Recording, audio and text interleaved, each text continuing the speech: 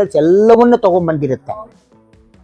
ಗೊತ್ತಾಯ್ತಲ್ಲ, ಅದು ಒಳ್ಳೆಯದು. ಎಲ್ಲಿ ನಮಗೆ ಭಾಳಷ್ಟು ಖಾರ ನೀರು ಅಂದರೆ ಗಡಸು ನೀರು ಅಂತ ಹೇಳ್ತೀವಲ್ಲ, ಅಂಥ ಜಾಗದಲ್ಲಿ ಫಿಲ್ಟರ್ ಹಾಕ್ಕೊಂಡು ಕೆಲವು TDSನ ಮೇಂಟೈನ್ ಮಾಡ್ತಾರೆ. TDSನ ಕರೆಕ್ಟಾಗಿ ಮೇಂಟೈನ್ ಮಾಡಿದ್ರೆ ಫಿಲ್ಟರ್ ನೀರು ಭಾಳ ಒಳ್ಳೆಯದು. ಎಷ್ಟೋ ಜನ ಏನು ಮಾಡ್ತಾರೆ, TDSನ ಝೀರೋ ಮಾಡಿಬಿಡ್ತಾರೆ. ಝೀರೋ ಮಾಡಿಬಿಟ್ರೆ ಏನಾಗುತ್ತೆ, ಝೀರೋ ಅಂದರೆ ಝೀರೋ ಆಗಿರಲ್ಲ, 10 TDS 20 TDS 30 TDS ಹೀಗಿರುತ್ತೆ. ಇಂಥ TDS ಕಡಿಮೆ ಇರೋ ನೀರು ಕುಡಿದ್ರೆ ಸಮಸ್ಯೆ ಭಾಳ ಜಾಸ್ತಿ ಇರುತ್ತೆ. ಗೊತ್ತಾಯ್ತಲ್ಲ, ಅದು TDS ಮೇಲೆ ಡಿಪೆಂಡ್ ಆಗಿರುತ್ತೆ.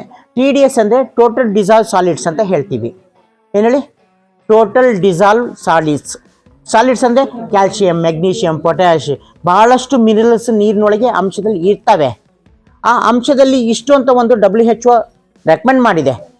250 300 TDS ನಮ್ಮ ನೀರಿನಲ್ಲಿ ಇರಲೇಬೇಕು ಅಂತ. ಅಂಥ ನೀರನ್ನ ನಾವು ಕುಡಿಯೋದ್ರಿಂದ ಯಾವುದೇ ಥರದ್ದು ಹಾನಿ ಇಲ್ಲ. ಈಗ ನಾವೇನು ಮಾಡ್ತಿದ್ದೀವಿ, ನಾವು ಅತಿಯಾದ ಹೆಚ್ಚಿನ ಕಾಳಜಿ ತಗೊಳ್ತಾ ಇದ್ದೀವಿ ನಮ್ಮ ದೇಹಕ್ಕೆ, ನಮ್ಮ ಬಾಡಿಗೆ, ಆರೋಗ್ಯದ ಕಾಳಜಿ.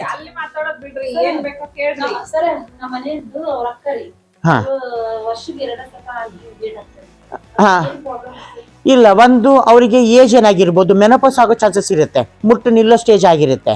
ಆವಾಗ ಅವರಿಗೆ 6 ತಿಂಗಳಿಗೊಮ್ಮೆ ಆಗುತ್ತೆ, ಅದೇನು ಪ್ರಾಬ್ಲಮ್ ಅಲ್ಲ. ಮುಟ್ಟು ನಿಲ್ಲೋ ಸ್ಟೇಜಿಗೆ ಮೆನೋಪಾಸ್ ಅಂತ ಹೇಳ್ತೀವಿ. ಆವಾಗ 3 ತಿಂಗಳಿಗೊಮ್ಮೆನೂ ಆಗ್ಬೋದು, 6 ತಿಂಗಳಿಗೆ ಬರ್ತಾ ಬರ್ತಾ ಹಾಗೆ ನಿಂತೇ ಹೋಗುತ್ತೆ. ಏನು ತೊಂದರೆ ಇಲ್ಲ.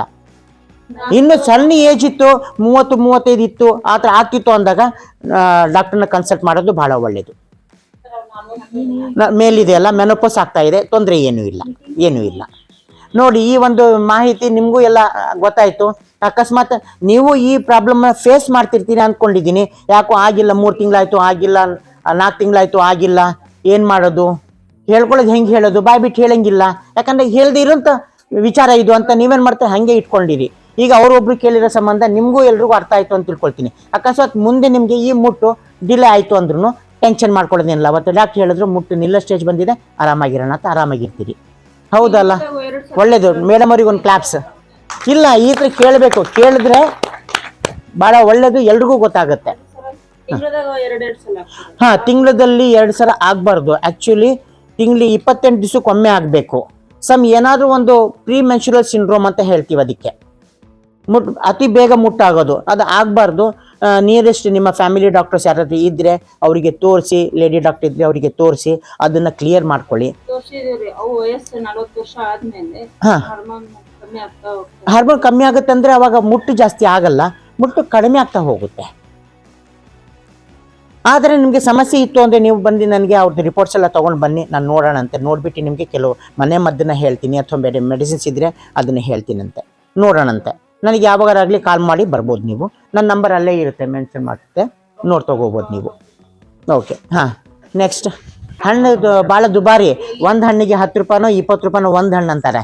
ಬೇಡ, ಅದ್ರ ಎಲೆ ಇರ್ತಾವಲ್ಲ ಅವು ಕಿತ್ಕೊಂಬರ್ರಿ, ಚೆನ್ನಾಗಿ ಅವು ತೊಳೆದು ನೀರಿಗೆ ಹಾಕಿ ಕುದಿಸಿ, ಆ ನೀರನ್ನ ಬೆಳಗ್ಗೆ ಒಂದ್ಸರಿ ಸಂಜೆ ಒಂದ್ಸರಿ ಕುಡೀರಿ, ಸಕ್ಕರೆ ಅಂಶ ಎಲ್ಲ ಡೌನ್ ಆಗಿ ಹೋಗ್ಬಿಡುತ್ತೆ.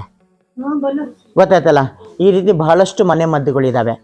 ಇನ್ನೂ ಬೇರೆ ವಿಚಾರಗಳಿಗೆ ಮಾತಾಡೋಣಂತೆ. ಬೇರೆ ನಿಮಗೆ ಯಾವ ಟಾಪಿಕ್ ಬೇಕು ಆ ಟಾಪಿಕ್ ಬಗ್ಗೆ ನಾವು ಮತ್ತೆ ಹೆಚ್ಚಿಗೆ